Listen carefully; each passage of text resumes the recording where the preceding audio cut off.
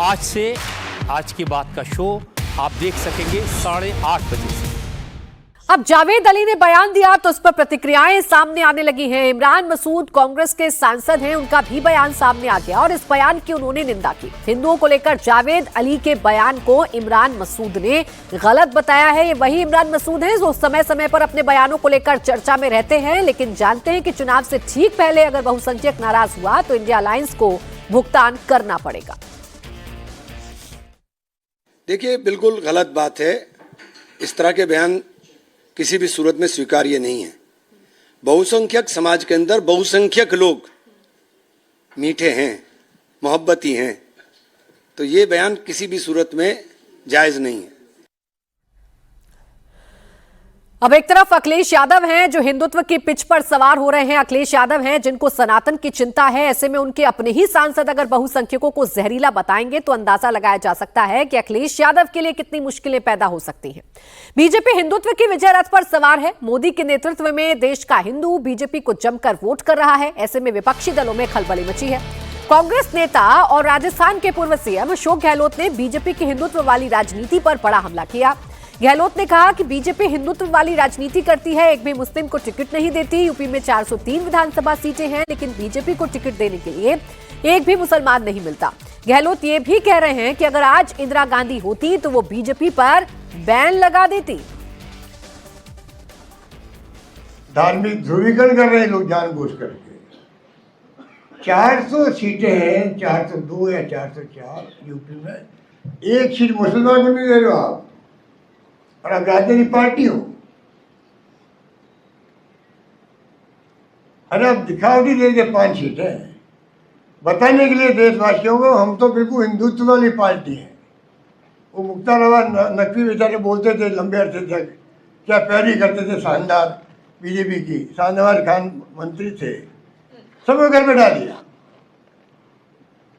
अरे जिसकी सोच ये हो हिंदूवादियों को, हिंदुत्व वालों को भड़काओ और राज करो, और इंदिरा गांधी ऐसी नेता होती ना तो ऐसी पार्टी में बैन लगा देती वो बीजेपी जैसी पार्टी। आप एक हिंदुत्व को लेकर आप पार्टी चला रहे हो, आप हिंदू को लेकर राजनीति करना चाहते हो। देखिए, बात तय है कि अब उत्तर प्रदेश में सियासी धड़े अलग अलग हो चुके हैं। साफ तौर पर हिंदुत्व की राजनीति बीजेपी कर रही है तो मुस्लिम अपीसमेंट की राजनीति कांग्रेस के साथ मिलकर समाजवादी पार्टी कर रही है। ऐसे में असदुद्दीन ओवैसी की एंट्री के साथ एक नया समीकरण बन सकता है। यूपी के दंगल में अब ओवैसी की एंट्री हो गई है। ओवैसी ने यूपी चुनाव को लेकर बड़ा बयान दिया। ओवैसी ने अखिलेश को चुनाव में गठबंधन का ऑफर दिया है। ओवैसी ने कहा है कि वो यूपी में बीजेपी को सत्ता में लौटने से रोकने के लिए गठबंधन करने को तैयार हैं, बशर्ते उन्हें सम्मान और बराबरी का दर्जा दिया जाए। अगर कोई दोबारा बीजेपी को सत्ता में आने को रोकने की ये कोशिश करता है तो मैं यहां पर खड़े होकर कह रहा हूं कि मजलिस इत्तेहादुल मुस्लिमीन उनका साथ देने के लिए तैयार है। अगर इज्जत के साथ बातचीत होगी, हिस्सेदारी की बातचीत होगी तो मजलिस और ओवैसी तैयार है। मगर अगर तुम बीजेपी को रोकने के नाम पर मुझसे और मटेरा की जनता से कहोगे कि तुमको दरी बिछाना पड़ेगा, अब दरी नहीं बिछाई जाएगी, अब हिस्सेदारी और बराबरी की लड़ाई होगी इंशाअल्लाह ताला।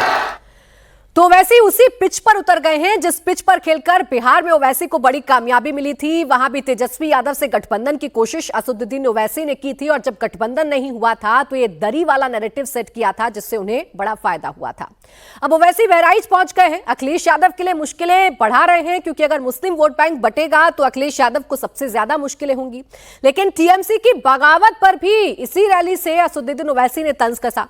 ओवैसी ने कहा टीएमसी के नेता सिर झुकाकर लाइन लगाते हुए बीजेपी के साथ हो गए हैं। दिल में मदीना, आंख में काबा कहने वाले बीजेपी के साथ चले गए हैं। बहराइच में चुनावी अभियान की शुरुआत करते हुए ओवैसी ने टीएमसी बगावत को लेकर ममता बनर्जी और अखिलेश यादव दोनों को घेरा। अखिलेश दीदी की मदद करने के लिए और वहां पर लाइन लगाकर बीजेपी में शामिल हो रहे तो क्या मैं आयतल कुर्सी पढ़कर उन पर फूका था कि तुम जाओ बीजेपी में?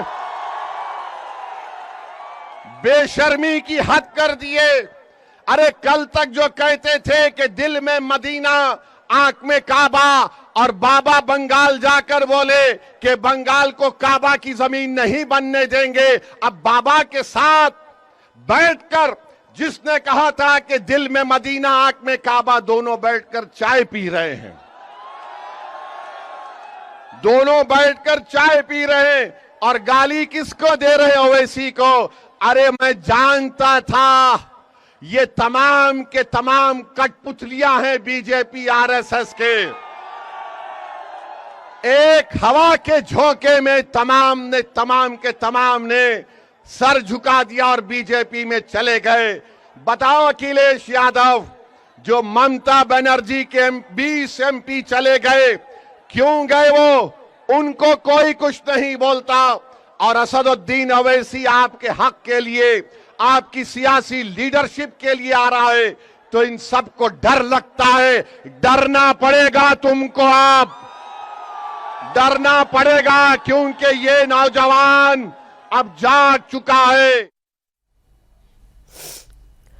अब डर दिखाने की भी कोशिश कर रहे हैं, गठबंधन करने की भी कोशिश ओवैसी कर रहे हैं। सीधे तौर पर मुस्लिम वोट बैंक पर उनकी नजर है और ये वोट बैंक अखिलेश यादव का पक्का वोट बैंक है। विशाल प्रताप सिंह हमारे साथ जुड़ गए हैं। विशाल, जावेद अली का बयान, इमरान मसूद का उस पर काउंटर करना और फिर अशोक गहलोत का बीजेपी पर निशाना साधना, और इन सब के बीच ओवैसी का मुस्लिम पॉलिटिक्स में तड़का लगाना, क्या नजर आ रहा है उत्तर प्रदेश की सियासत में? मुस्लिम वोट बैंक किसका होगा और कितना बटेगा?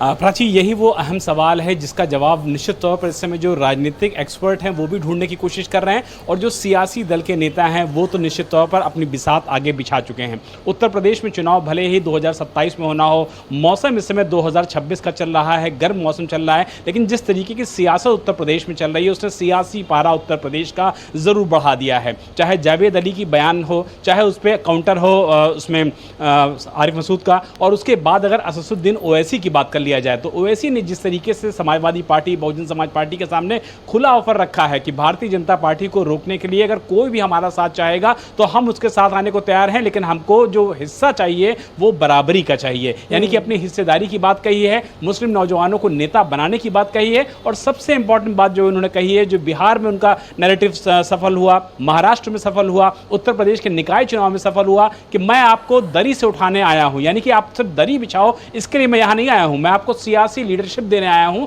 तो ओवैसी का जो ये बयान है उत्तर प्रदेश में आने वाले दिनों में बहुत ज्यादा महत्वपूर्ण रहेगा। लेकिन हमेशा देखा जाता है कि अखिलेश यादव की प्रेस कॉन्फ्रेंस में, अखिलेश यादव से जब बातचीत में ओवैसी का नाम लिया जाता है तो वो उसी तरीके से अनकंफर्टेबल हो जाते हैं जैसा कि ओवैसी का अभी का ये ऑफर है कि वो सपा और बसपा के साथ गठबंधन करना चाहते हैं। तो आने वाले दिनों में बहुत ज्यादा दिलचस्प होगा इस बात को देखना कि ओवैसी के इस ऑफर पर समाजवादी पार्टी मुश्किल है विशाल, अगर ऑफर स्वीकार कर लेते हैं तो फिर मुस्लिम लीडरशिप में बंटवारा होगा, और अगर ऑफर स्वीकार नहीं करते हैं तो फिर मुस्लिम वोट बैंक में बंटवारा होगा, जैसा तेजस्वी यादव के साथ बिहार में हो चुका है। शुक्रिया आपका विशाल तमाम जानकारी के लिए।